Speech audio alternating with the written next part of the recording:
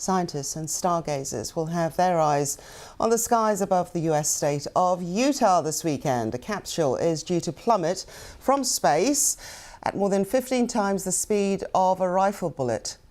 It contains rocks and dust from an asteroid which took 4 years to reach Earth. Those samples could give vital clues about the formation of our planet more than 4 billion years ago. Live now to Dr. Brad Tucker, astrophysicist and cosmologist at the College of Science at the Australian National University. I think I've simplified it there, haven't I, really? This has been quite an achievement for the science world, for the space world as well.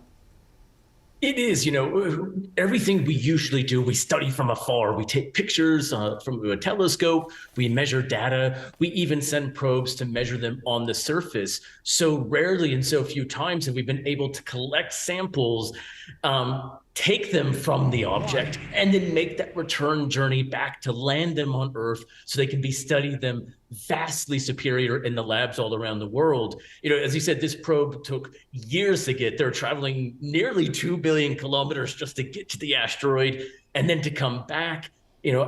Previously had years of building in the future. So this has been definitely the culmination of over a decade's worth of effort to get these amount of samples back to the Earth to be studied. All right, let me just fill in a couple of gaps for our viewers. So it's taken 7 years.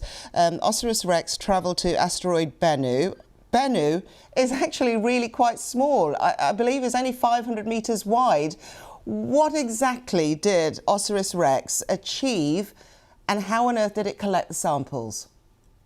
That's right. So, the asteroid itself isn't very big, and it's a part of a collection of asteroids that are mostly what we call carbonous chondrites. These are kind of like loose piles of rubble.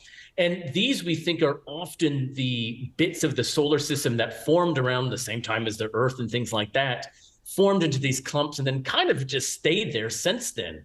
So this probe, OSIRIS-REx, left the Earth, traveled this huge distance, nearly 2 billion kilometers, reached the asteroid Bennu.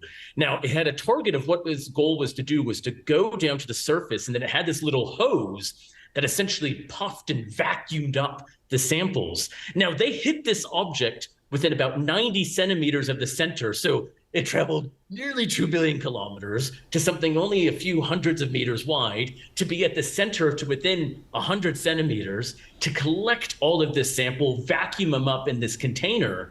And then this container was sealed to then leave the asteroid and make the return journey back, of which we're going to see Sunday.